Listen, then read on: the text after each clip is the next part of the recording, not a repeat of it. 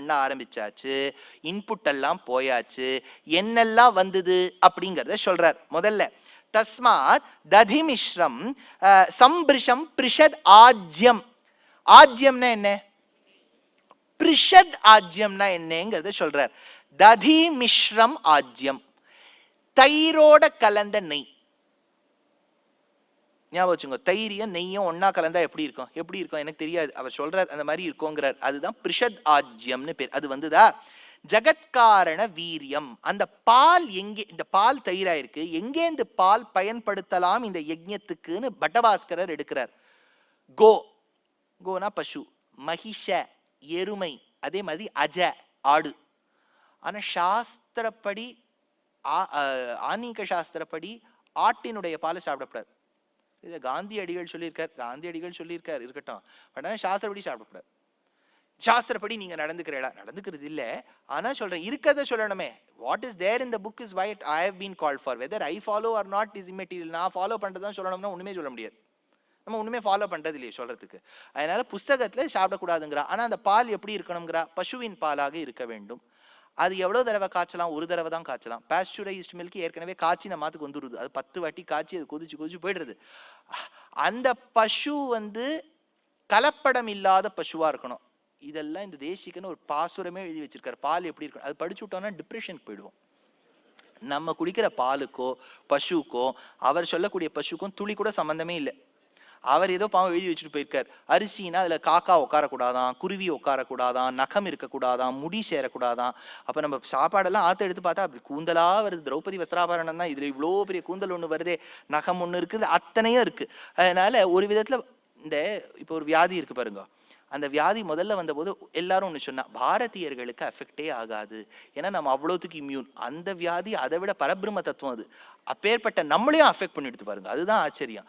முதல்ல நம்ம ஊர்ல இடமே இல்லை, அது உட்புகுந்து வியாபிக்கிறதுக்கே இடம் இல்லை. அவ்வளவு பக்கத்துல வீடு இருக்கு. அது அத்தனையும் வியாபிச்சு அது பரமாத்ம தத்துவத்தை அது நிரூபணம் பண்ணிடுத்து. அதனால இப்ப விஷயத்துக்கு வரேன். இந்த பால் இங்கேருந்து பயன்படுத்தலாம்னு பட்டபாஸ்கரர்னு ஒருத்தர் எடுக்கிறார். Bhattabhaskarar is one of the commentators. அப்பப்ப நான் அவர் பேரை ஞாபகப்படுத்திட்டே இருக்கேன். இப்போ ஆஜ்யம், பிரிஷத் ஆஜ்யம் என்ன வந்தது? பசூகிஸ்தாகிஸ் சக்கரே வாயவ்யான். வாயவ்யான்னா என்னன்னு சொல்றார்? சஹா பிரம்மா அந்தரிக்ஷ சரான் பக்ஷீன். பக்ஷி கூட்டங்கள்லாம் வந்துதான். இத ஸ்ரீமத் ராமாயணத்துல ஆரண்யா காண்டத்துல சொல்லுவா. என்னன்னா ஜட்டாயுன்னு ஒருத்தர் வந்தார். அவர் சொல்ற எந்தெந்த பறவை எவ்வளவு தூரம் பறக்கும்னு. குருவி அப்படின்னு ஒரு பக்ஷி இருந்தது. பெரியவாளுக்கெல்லாம் தெரியும். வீட்டுல ஒரு காலத்துல குருவி எல்லாம் வீட்லயே கூடு கட்டும். இப்ப குருவியே இல்லை. அதனால தானே பாவம் ஒரு படம் எடுத்தார் 2.0. அதுல சொல்றாரு, நீங்க பயன்படுத்தக்கூடிய இந்த அலைவரிசையெல்லாம் வச்சு பார்த்தா அதெல்லாம் செத்து போயிடுங்கிறாரு இல்லையா? அதனால அப்பேற்பட்ட குருவீனங்கள், அதுக்கும் மேல இருக்கக்கூடியது சில பறவை. ஒரு பறவையா சொல்லிட்டு சொல்றார். வைனதேய கதிஃபரா. வைனதேயனான கருடன், வினதாவின் பிள்ளைதான் உயரமா பறப்பாராம். எங்கேந்தோ பறக்கக்கூடியவன் கருடன். அப்பேற்பட்ட பறக்கக்கூடிய ஜாதியை சார்ந்த ஏரியல், அதுதான் வாயவ்யானு. அந்த நிற்பவையே பரப்பவையே நடப்பவையெல்லாம் பாட்டெல்லாம் இருக்கு இல்லையா? பரப்பவையே பறந்தாச்சு. அடுத்தது ஆரண்யான். ஆரண்யான்னா காட்டுல வசிக்கக்கூடிய வைல்ட் அனிமல்ஸ். சிம்ஹாதீன் அப்படின்னு வியாக்கியானம் பண்றா. சிம்ஹாதீன்னா சிம்ஹம் முதலியவற்றான மிருகங்கள். கிராமியாக அப்படின்னா கிராமத்துல டொமெஸ்டிகேட் பண்ணக்கூடிய அனிமல்ஸ். அப்ப அந்த காலத்துல பசுன்னு தான் வச்சுப்பா. இப்போ பசு எல்லாம் டொமெஸ்டிக் கிடையாது. நாய்க்குட்டி பூனைக்குட்டி இதெல்லாம் தான். அது காலத்துக்கு ஏற்ற மாதிரி நம்ம என்ன பண்ணிட்டோம், பிரிட்டிஷர்ஸ் அப்படியே இந்த ஆக்சியம்ஸ் எல்லாம் கொண்டு வந்தா பாருங்க. மழை ரொம்ப கொட்டி எடுத்துனா அவ என்ன சொல்லுவா தெரியுமோ? It was raining cats and டாக்ஸும்பா.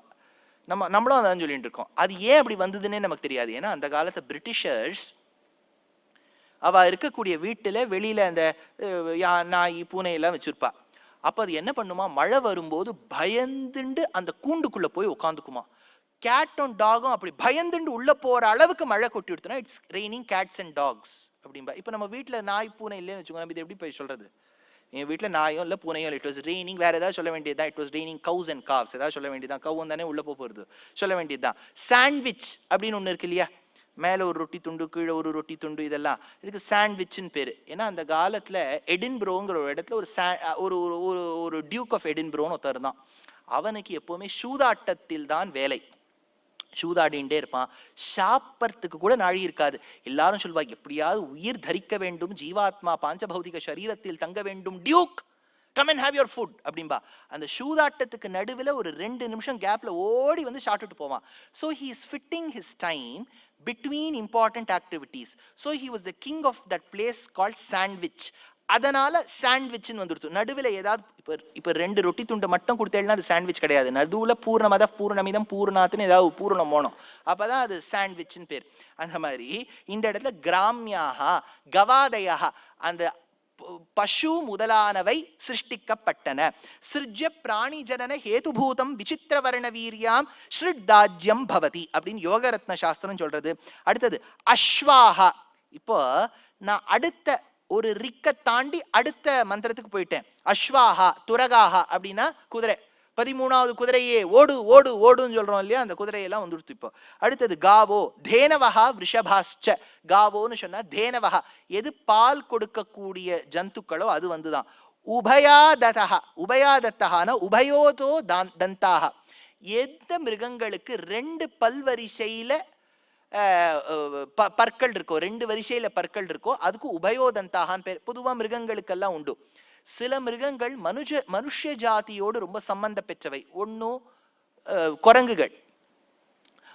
ஒரு தியரி இருக்கே, குரங்குலேருந்து தான் நம்ம வந்தோம் அப்படின்னு. இதெல்லாம் ஒரு தியரி, ஞாபகம் வச்சுக்கோங்க. இப்போ டார்வின்ஸ் தியரின்னா நீங்க உடனே டார்வின் சொல்லியிருக்கார், இப்படி இருந்தோம் இப்படி இருந்தோம் இப்படி இருந்தோம் இப்படி இருந்தோம் இப்படி ஆயிட்டோம். டார்வின் இதெல்லாம் சும்மா தியரின்னு சொல்லி வச்சிருக்காரு. Any theory has to be taken with a pinch of salt. எதுக்கு இது சொல்றேன்னா, இந்த டார்வினோட தியரியில முதல்ல வந்து அக்வாட்டிக் வந்தது, அது ஜலத்துல மட்டும் இருக்கும். ஜலத்திலேருந்து அது அப்புறம் என்ன வந்தது, ஜலமும் அந்த நிலத்திலும் தங்குற மாதிரி ஆம்பிபியனா வந்தது ஒரு ஆமை. அப்புறம் பூமியில தங்குற மாதிரி வந்தது, அதிலும் ஷேற்றில் தங்குற மாதிரி வந்தது, அதுதான் பன்றி. அடுத்தது பூமியில மட்டும் தங்குற மாதிரி வந்தது சிம்ஹம். மனிதன் வந்தான், சிறுவனாக வந்தான். அப்புறம் அவரே பரசுராமரேட்டர். பார்த்தேளா, டார்வின் நம்ம தசாவதாரத்தை தான் சொல்லியிருக்கார். முதல்ல தசாவதாரம் இந்த ஆர்டர்லயே நடக்கல. இப்ப டார்வினுடைய தியரியை ப்ரூவ் பண்றதுக்கு நம்ம தசாவதாரத்தை அதுல ஃபிட் பண்றோம். we don't have to forcefully insert something which has not happened that way. தசாவதாரம்ங்கிறது Perumal 10 அவதாரம் தான் எடுத்திருக்கார் அப்படின்னு சொல்றதுக்காக வரல. வேதம் சொல்றது நானாவித அவதார அசங்கேய கல்யாண குணாம். எத்தனையோ அவதாரங்கள் எடுத்திருக்கார் பெருமாள், எண்ணவே முடியாது. அப்படின்னு சொல்லிட்டா யாரும் அதை படிக்கவே மாட்டா. சரி, எத்தனையோ பாடல்கள் இருந்தாலும் இந்த 10 பாட்டல் மணிகே மகே ஹிதேன்னு ஸ்ரீலங்கால ஊத்தி பாடினா என்ன நன்னா பாடியிருக்கா தெரியுமோ.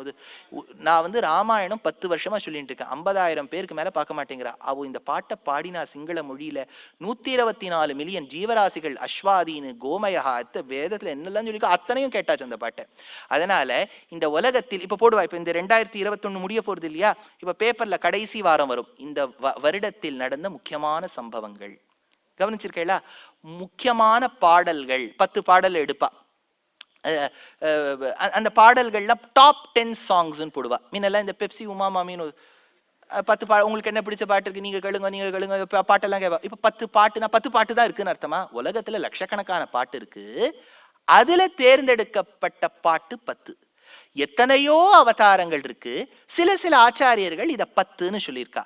In general there has been a consensus. மத்ஸ்யம் உண்டு, கூர்மம் உண்டு, வராகம் உண்டு, நிருசிம்ஹம் உண்டு. இதுல இந்த வரிசையில நடக்கவே இல்லை. பிரதமத்துல உபோத்காதத்துல எடுத்த அவதாரம் பத்மநாப அவதாரம்னு சாஸ்திரம் சொல்றது. பெருமாள் நாபியிலேருந்து பத்ம வந்துதா, பத்மநாபனா வந்தார். அப்புறம் வராகனா வந்தார், உத்ருதாசி வராகேன கிருஷ்ணேன சதபாகுனா. அப்புறம் நிருசிம்மன், அப்புறம் கூர்மம், அப்புறம் தான் மத்ஸ்யம். So order நீங்க டார்வின்ஸ் தியரி, அது aquatic amphibian, see how beautifully this is also matching. I'm telling you, அசட்டுத்தனமா நம்ம சயின்ஸையும் ரிலிஜியனும் ஒன்னா சேர்க்க கூடாது. wherever they naturally come together, appreciate it. if they are distinct in certain places, learn to appreciate the disagreement as well. அதனால இந்த அவதாரங்கள் சொல்லும்போது பல பேர் கேட்பா, பலராமரை சில பேர் எடுத்துக்கிறா, ஆனா வந்து புத்தரை சில பேர் எடுத்துக்கிறா, எதுன்னு சொல்றேன்? முதல்ல இந்த 10ங்கிறது கான்ஸ்டன்டே கிடையாது, எதை வேணாலும் போடலாம். அதனால இந்த டவுட்டே இனிமே கேட்கவே கேட்காதீங்க. பலராமர் ஏன் இங்க வந்தார், அவர் ஏன் இங்க வந்தார்? இப்ப பலராமர் ஆதிசேஷனோட அவதாரமாச்சு, அவர் எப்படி வந்தார்? ஆதிசேஷனே பெருமாள் தான், அதை ஞாபகம் வச்சுங்கோ. காஞ்சிபுரத்துக்கு போனேன்னா உலகளந்த பெருமாள் கோவில்ல உலகளந்த பெருமாள் 108 திவ்யதேசத்துல கிடையாது. அவர் திருவடிவாரத்துல ஒரு குகையில இருக்கக்கூடிய ஆதிசேஷன் தான் 108. ஏன்னா ஆதிசேஷனும் பெருமாள் தான். சுபர்ணனாக இருக்கக்கூடிய கருடனும் பெருமாள் தான். அப்படின்னா பெருமாளுக்கு பெருமாளே வாகனம், பெருமாளுக்கு பெருமாளே படுக்க. எப்படி இருக்கும் பாருங்க. அதனால இப்ப பாருங்க, அஸ்வாஹா உபயாததா அஜாவயா, அஜாவயனா அஜ மேஷாதயா, ஆடுகள்லாம் பிறந்ததாம். ஆரண்யான் கிராமியான் அஸ்வா கௌரஜா புருஷோமேஷாத்வாத கர்ப்பா ஏதான் கிராமியான் ஷடூநாஹு ஆரண்யாம்ஸ்ச நிபோதமே அப்படின்னு விஷ்ணு புராணம் சொல்றது. இப்போ 9வது மந்திரத்துக்கு அர்த்தம் சொல்லிட்டேன். ஆடுகள் பிறந்தன, மாடுகள் பிறந்தன, குதிரைகள் பிறந்தன, சிம்ஹாதி ஆரண்யத்தில் இருக்கக்கூடிய மிருகங்கள்லாம் பிறந்தது, கிராமத்தில் இருக்கக்கூடிய பசு தேனு முதலானவை பிறந்தன சொல்லியாச்சா. நடுவில் ஒண்ணுத்த விட்டுருக்கேன்னு, அதுதான் 4 வேதங்கள் பிறந்ததுன்னு இந்த இடத்துல வேதம் சொல்றது. புருஷ சுக்தத்துல பிரம்மாவை ஹவிசா கொடுத்த உடனே அந்த யஜ்ஞ குண்டத்திலிருந்து வந்ததுதான் 4 வேதங்கள். இங்க 3 சொன்னா அதர்வண ரிக்வேதத்தை சொன்ன அதர்வண வேதத்தை சொன்னதுக்கு சமம். அதனால இந்த இடத்துல பாருங்க, தஸ்மாத் யஜ்ஞாத் சர்வஹுதா, அப்புறம் ரிச்சசாமானி ஜக்ஞிரே ரிக்வேதம் வந்தது. சந்தாகும்சி ஜக்ஞிரே தஸ்மாத் யஜுஸ்தஸ்மாத ஜாயத. அதனால ரிச்சஹா சாமானி ரிக்வேதம் வந்தது, சாமவேதம் வந்தது, யஜுர்வேதம் வந்தது. இது 3 வேதமும் வந்துடுதா சார் அப்படின்னு ஒரு கேள்வி. வேதத்தை யார் பிரிச்சு கொடுத்தா? வியாசர். இது கூட தெரியாம நீங்க என்ன சார் சொல்றீங்க கதை? வேத வியாசர் தானே பிரிச்சு கொடுத்தார். வேத வியாசர் எந்த காலத்துல வாழ்ந்தவர்? துவாபர யுகம், அதாவது பாண்டவாள்லாம் இருந்த காலத்தில் வாழ்ந்தவர். அப்பதானே அவர் வேதத்தை பிடிச்சிருப்பார். அவரோட ஒரிஜினல் பேர் என்ன? கிருஷ்ண துவைபாயனர்னு பேர். துவீபத்துல பிறந்தார். ஒரு யமுனா நதியில இருக்கக்கூடிய ஒரு தீவு, தீவில் பிறந்தபடியால் துவைபாயனர்னு பேர். இந்த மாதிரி காரண பெயர்லாம் உண்டான்னு கேட்டா, காரண பெயர் பல பேர் வச்சுப்பா. இப்ப நீங்க தெலுங்கு தேசத்துக்கு போனீங்கன்னா அவள்லாம் கிராமத்து பேரை வச்சுப்பா. அந்த காலத்திலேயே நம்ம பெரியவாள்லாம் சொல்லும் போது செம்மங்குடி அப்படின்னு தான் சொல்லிட்டு அவர் பேரை சொல்றோம். அரியக்குடி பேரை சொல்லிட்டு தானே சொல்றோம். பாபநாசம் சிவன் பேரை சொல்லிட்டு தானே சொல்றோம். ஊர் பேரை வச்சுக்கிறது வழக்கம். அதனால இந்த இடத்துல வேதவியாச துவீபத்துல பிறந்தார், துவைபாயனர்னு பேரு. கருப்பா இருந்தார், கிருஷ்ண துவைபாயனர்னு பேர். இவர் வேதத்தை பிரிச்சு கொடுத்தார். ரிக்வேதம், சாமவேதம், அதர்வண வேதம், சாமவே 4 வேதமா பிரிச்சு கொடுத்தார். இவருக்கு வேதவியாசர்னு பேர் வந்துடுத்து. இவர் வாழ்ந்தது எந்த யுகம்? துவாபர யுகம். துவாபர யுகத்துல முக்கியமா எது நடந்தது? மகாபாரதம். இதை ஞாபகம் வச்சுங்க. இப்ப நான் இன்னொரு இடம் சொல்ல போறேன். இப்போ நான் இதானு ஒரு கேள்வி கேட்பேன். நான் எழுந்தே போயிடுறேன் சார். இப்ப எதுக்கு கேள்வி கேட்கிறேன் சொல்றதை சொல்லுங்க. இப்போ கேள்வி கேட்டாதான் த்ரில்லிங்கா இருக்கும். இப்போ திரேதாயுகம், துவாபரத்துக்கு முன்னாடி திரேதாவா? திரேதாயுகத்துல ராமன் பிறந்தவாறும் வளர்ந்தவாறும் இருந்தார். சீதையை தொலைச்சுட்டு நின்னார். உடனே லக்ஷ்மணனோட சீதா சீதா சீதா சீதா சீதா சீதான்னு எக்கோட தேடிண்டே வர்றார். இப்ப கர்நாடக தேசத்துக்குள்ள பிரவேசம் பண்ணியாச்சு. கர்நாடக தேசத்துல கிஷ்கிந்தை அப்படிங்கிற ஊருக்குள்ள பிரவேசம் பண்றார். அப்போ மலையின் குகை துவாரத்திலேந்து சுக்ரீவன் எட்டி பார்க்கறான். அப்ப ராமர் லக்ஷ்மணர் இவ யாருன்னு தெரியாது. மனுஷர்கள் 2 பேர் வரா, ஜிம்பாடியோட இருக்கா. ஒருவேளை எங்க அண்ணா வாலிதான் என்னை கொல்றதுக்காக இந்த அடியாட்களை அமைச்சிருக்காளோ, cutting Ravi soda bottle Sekar போல இருக்குன்னு சொல்லிட்டு இவர் பயந்து என்ன பண்றார்? ஹனுமானை பார்த்து சொல்றார், ஹனுமான் நீ சென்று பார்த்து விட்டு வா. அவா மட்டும் அடியாட்கள்னு தெரிஞ்சதுன்னா அங்கேருந்தே ஜாடகாமின்னு ஓடி போயிடுறேன் சொல்லிட்டார். இப்ப ஹனுமான் போக வேண்டும். ஹனுமானுக்கு ஒரு வால், முகமோ ஹனுமத் முகம், ஒரு ஒரு குரங்கின் முகம் இருக்கிறது. அவர் எப்படி போய் சம்ஸ்கிருதத்துல பேசுவார்? இப்ப நீங்க ஒரு ஜூக்கு போறேன், வண்டலூர்னு ஒரு இடம் இருக்கு, ஜூக்கு போறோம். என்ன நம்பிக்கையில போடுறோம்? நமக்கு இருக்கக்கூடிய ஞானத்தை விட குறைச்சலா சில ஜந்துக்கள் இருக்குங்கிற நம்பிக்கையில போறோம். ஒரு பெரிய கூண்டு, அதுல ஒரு 2-3 குரங்கு இங்க அங்கேயும் வளாத்தின் இருக்கு. அங்க போய் நிக்கிறோம். ஒரு குரங்கு நம்ம கிட்ட வருது. ததோ யுத்த பரிஷ்ராந்தம் சமரே ஜுந்தய ஸ்திதம் ராவணம் சக்ரதோ திருஷ்ட்வா யுத்தாய சமுபஸ்திதம். நமக்கு என்ன தோணும்? அது வெளியில இருக்கணும், நம்ம உள்ள இருக்கணும்னு தோணுமா தோணாதா? ஆச்சரியம் பிறக்குமா? ஹனுமான் போய் நேர நவவியாக்கரண பண்டித சம்ஸ்கிருதத்தை பேசிவிட்டா அப்படி. அதனால அவர் என்ன பண்ணிட்டார்? அந்த வால் என்னன்னா ரப்பர் பேண்ட் போட்டு கட்டி உள்ள தள்ளிவிட்டார். முகத்து மேல கொஞ்சம் இந்த இதெல்லாம் போட்டு, இந்த ஃபவுண்டேஷன் அது இதெல்லாம் போட்டு கொஞ்சம் மேல இதெல்லாம் போட்டு மனிதனை போல் தன் முகத்தை ஆக்கி கொண்டு ஒரு அந்தணனை போல் பஞ்சகச்சம்லாம் கட்டின்னு போறார். அவர் பிரம்மச்சாரி, பஞ்சகஜத்தை கட்டின்னு போறார். ராமர் கிட்ட போக போக போக அவருக்கு ஒரு டிஃப்ரெண்ட் ஃபீலிங் வந்துடுத்து. என்பு உருகி அன்பு பெருகியதுன்னு கம்பர். அவருடைய பாடி வெயிட் எல்லாம் அப்படியே கீழே குறைஞ்சு அவருடைய அன்பினுடைய வெயிட் ஜாஸ்தியா தெரியறதான். ராமர் லக்ஷ்மணர் கிட்ட போய் நிக்கிறார். அப்ப ராமலக்ஷ்மணால பாக்குறார். பார்த்த உடனே 2 ஸ்லோகங்கள் சொல்றார். ஆயதாஸ்ச சுவிருத்தாஸ்ச பாஹவஹ பரிகோபமாக சர்வபூஷண பூஷார்ஹாக கிமர்த்தம் ந விபூஷிதாக. இதை சொல்றார். சொன்ன உடனே தன்னை இன்ட்ரடியூஸ் பண்ணிக்கிறார். எப்பவுமே ஒரு பேச்சாளி அழகா தன்னை இன்ட்ரடியூஸ் பண்ணிக்கணும். பல பேர் போன்ல நான் யாருங்கிறத சொல்லவே மாட்டா. ஹலோ அப்படின்னா நீங்க யார் பேசுறது, நீங்க யாருன்னு முதல்ல சொல்லுங்க, அவள் கோவம் வந்துடும். அவளை பத்தி சொல்லவே மாட்டா. ஒரு இன்ட்ரடக்ஷன் ஷார்ட் அண்ட் ஸ்வீட்டா கொடுக்கணும். சுக்ரீவ சச்சிவோ நாம ஹனுமான் நாம வானரஹா. சுக்ரீவனுக்கு நான் பராமர்சம் கொடுக்கக்கூடிய நல்ல படிச்ச மந்திரியா இருக்கேன். படிச்ச மந்திரி ரெண்டும் ஆக்சிமோரான் மாதிரி இருக்கு பாருங்க. படிச்சா அவர் எப்படி மந்திரி ஆறார் அப்படின்னு நீங்க கேட்கப்படாது. படிச்ச மந்திரின்னு அந்த காலத்துல இருப்பா. அதனால சுக்ரீவ சச்சிவோ நாம ஹனுமான் நாம வானரஹா. நான் ஒரு குரங்கு. ஏன் சார் தன்னுடைய ஐடென்டிட்டியை ரிவீல் பண்ணிட்டாரே. குழந்தை கிண்டர் கார்டன்ல இருக்கு. அம்மா அதுக்கு நல்லா புலி வேஷம் எல்லாம் போட்டு எங்கேயோ வாங்கி அந்த மேடை ஏத்துறா. நீ அங்க போனோம்னு கொர் சொல்லணும். அம்மா இங்க அப்படியே போனை வச்சு காத்துட்டு இருப்பா. அப்பா அங்க காத்துட்டு இருப்பார். வீடியோ கேமரா இருக்கும். ரத கஜ துரக பதாதியோடு அந்த குழந்தைக்கு இப்ப இருக்க குழந்தைகள்லாம் நீங்க ஒண்ணு தப்பே சொல்லி விடக்கூடாது. சாதாரணமா அது ஏதாவது காரியம் பண்ணாலும் கடல் ஞாலம் செய்தேனும் யானே என்னும் இந்த பூ உலகத்தை சுமந்து கொண்டு நிற்கக்கூடிய நான் ஈண்டெடுத்த பெரும் குழந்தையே அப்படிலாம் சொன்னாதான். இப்போ appreciation is the only way to bring children. நீங்க பெரியவாள்லாம் இருந்திருக்கீங்க. அப்ரிசியேஷன் உங்க அப்பா அம்மா கிட்ட இருந்து ரொம்ப கிடைச்சிருக்கிறதே ரேர். இப்போ பிறந்த பொழுதுலேருந்தே அதை ஸ்துதி பண்ண ஆரம்பிச்சிடுறோம். ஒன்னொன்னுக்கு ஸ்தவம், ஒரு ஸ்லோகமே எழுதுறோம், சஹஸ்ரநாமமே எழுதி விடலாம் குழந்தை மேல. அப்படி இருக்கக்கூடிய அந்த குழந்தை புலி வேஷம் போட்டுன்னு அந்த மேடைக்கு போறது. அம்மா சொல்லி கொடுத்துருக்கா கொர்ருன்னு சொல்லுன்னு. வீடியோவை வச்சு ஆன் பட்டன் பண்ணிடுறா. ஸ்டார்ட் ஸ்டார்ட் அப்படின்னு. அம்மா அம்மா அப்படின்னு அது அழுதுடுறது. அப்படின்னா வேஷத்துல புலி, ஸ்வரூபத்துல குழந்தை, வேஷத்துல அந்தணன், உள்ளுக்குள்ள வானரம். அங்க போன உடனே சொல்றார், நான் சுக்ரீவனுடைய மந்திரி, என் பெயர் ஹனுமான், நான் ஒரு குரங்கு. மேனக்கெட்டு அரை மணி நேரம் ஃபேன்சி ட்ரெஸ் எல்லாம் பண்ணின்னு வந்திருக்கார். சுக்ரீவ சச்சிவோ நாம ஹனுமான் நாம வானரஹான்னு விட்டார். ஸ்லோகத்தை சொன்னார். நீர் இவ்வளவு அழகா இருக்கீர, அதெல்லாம் சொல்லியாச்சு. சொல்லி முடிச்ச உடனே ராமர் இதை பொறுமையா கேட்டுக்கிறார். அழுதுண்டே வந்திருக்கார் ராமர். சீதையை காணுமே. கண்ணீரெல்லாம் தொடச்சுட்டு, even in your distress there are times when you will feel good. இப்போ 2 மணி நேரம் கஷ்டப்பட்டிருக்கேள் இல்லையா, இப்போ முடிக்கும் போது ஒரு சந்தோஷம் வெளியில போவே பாருங்க, ஆச்சரியமா இருக்கும். அதனால விடுதலை விடுதலை விடுதலைன்னு பாடின்னு போக வேண்டியதுதான். அதனால அப்பேற்பட்ட ஹனுமான் என்ன பண்ணார், பேச ஆரம்பிச்சார், முடிச்சார். ராமர் அதை கேட்டுட்டு லக்ஷ்மணனை பார்த்து சொல்றார், லக்ஷ்மணா இந்த மாதிரி பேச்ச நான் கேட்டதே கிடையாது. யார் கொல் இச்சொல்லின் செல்வன், இந்த மாதிரி பேசுறானே, இந்த மாதிரி ஒரு எலக்வென்ஸ் இருக்கே, என்ன ஒரு வாக் சாமர்த்தியம் அப்படின்னு சொல்லிட்டு பேசுறார். அப்போ 7 ஸ்லோகங்கள். சம்ஸ்கார கிரம சம்பன்னாம் உத்ருதாம் அவிலம்பிதாம் உச்சாரயதி கல்யாணீம் வாசம் ஹிருதயஹாரிணீம் நான் ரிக்வேத வினீதஸ்ய நா யஜுர்வேத தாரிணஹ நா சாமவேத விதுஷஹ சக்யமேவம் பிரபாஷிதும். ரிக்வேதம் படிச்சவனுக்கு இருக்கக்கூடிய வினீதம் இவங்கிட்ட இருக்கு. யஜுர்வேதம் படிச்சவனுடைய தாரணா சக்தி இவன்கிட்ட இருக்கு.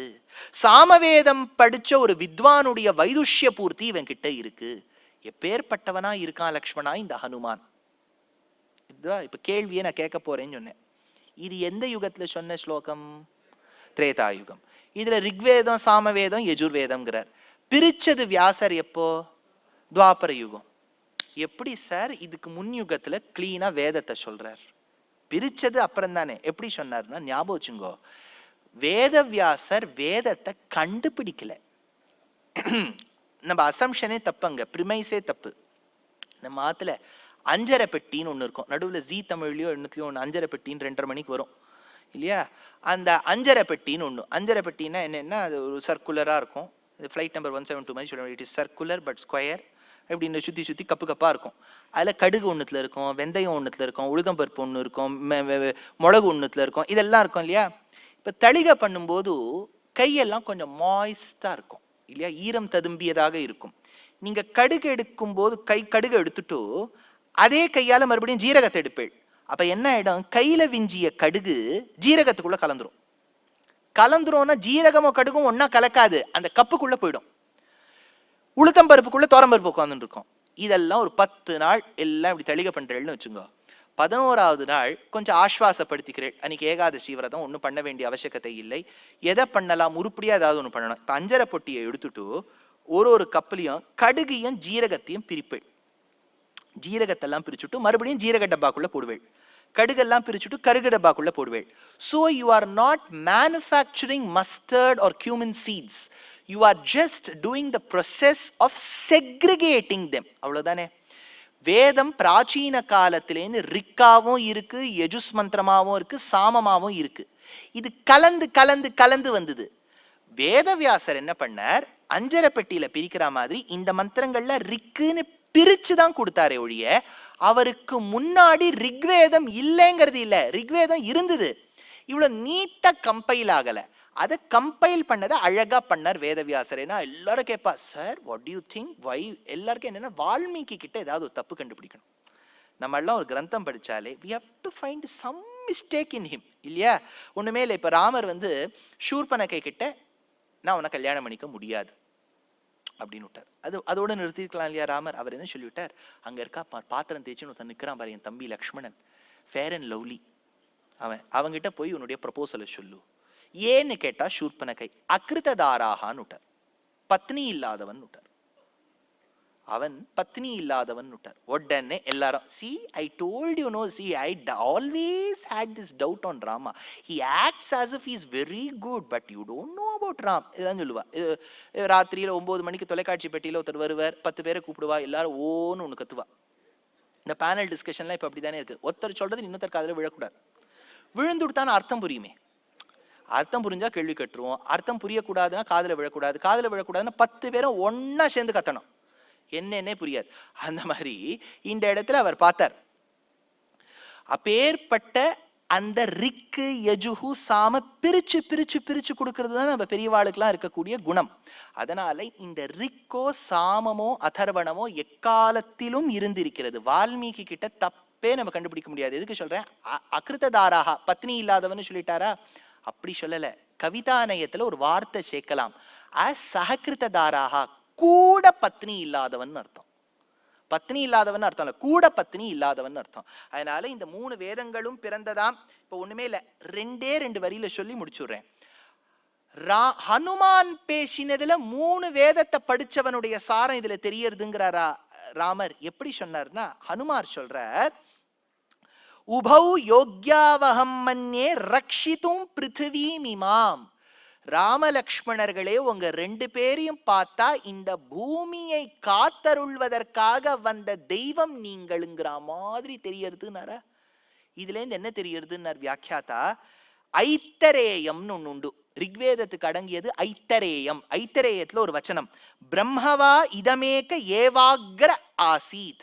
பிரம்மம் இந்த சிருஷ்டியை காப்பாத்துவதற்காக உள்ளதுன்னு ஐத்தரேயம் சொல்றதா? ஐத்தரேயம் ரிக்வேதம். ரிக்வேதத்தின் சாரத்தை மனசுல வச்சுண்டு இவா 2 பேரையும் பார்த்து சொல்றார் ஹனுமான், நீங்க 2 பேரும் இந்த பிருத்திவியை காப்பாத்த வந்தவர். இதுல இருந்து என்ன தெரியறது, ரிக்வேதம் படிச்சவனுடைய அந்த புத்தி வாக் சாமர்த்தியம் ஹனுமான் கிட்ட இருக்கு. ஒன்னா.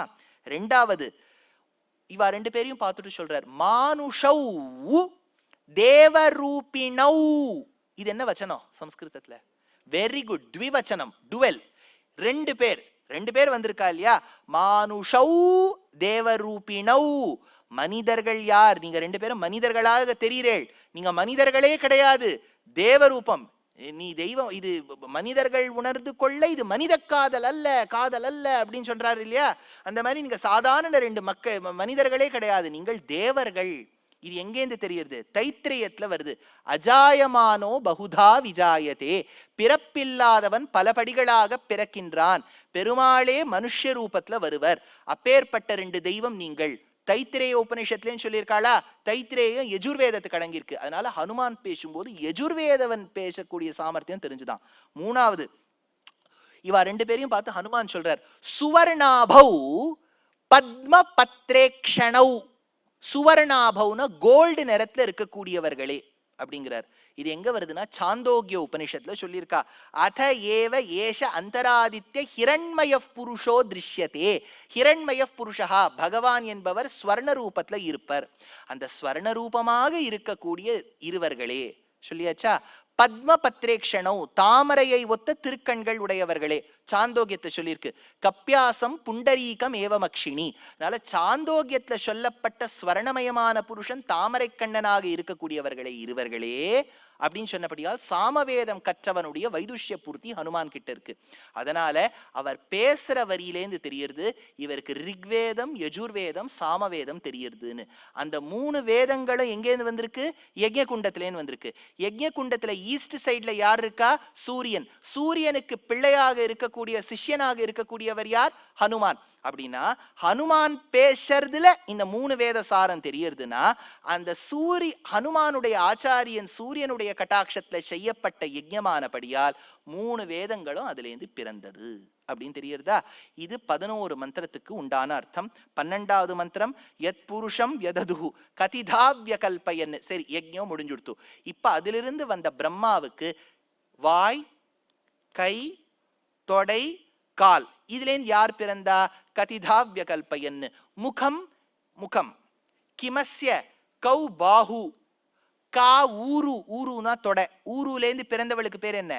ஊருவசி அப்படின்னு பேரு. அதனால ஸ்ரீரத்ன காரணம் உபபாத்த திருத்தீய வர்ணம் தைத்தியேந்திர வீரசயனம் தைத்தோபதானம் தேசிகன். அதனால அப்பேற்பட்ட முகம் கிமஸ்ய கௌ பாஹு கா ஊரு பாதா உச்சேதே. அவ முகம் பிரம்மாவின் முகத்திலிருந்து, கையிலிருந்து, தொடையிலிருந்து, காலிலிருந்து வந்தவர் யார்? முன்னாடியே சொல்லியிருக்கேன், இது திருஷ்டி விதி. நீங்க அப்படியே புரிஞ்சு கூடாது. கையிலேருந்து டபக்குன்னு இப்படி பிளந்துண்டு இந்த பிளட் வெசல்ஸ் எல்லாம் கிழிச்சுட்டு ஒருத்தர் வெளில வந்தார் அப்படின்னு வச்சுக்கூடாது. அதனால தான் சொல்லிட்டேன், பிரம்மாவை பசுவா வச்சுக்கோன்னா பிரம்மாவோட 4 தலையும் மாத்தி அனிமேஷன்ல போட்டு அவர் பசுவா மாற்றக்கூடாது. இது சிருஷ்டி இப்படி நடந்ததுன்னு புரிஞ்சுக்கிறதுக்கான ஒரு விதம்.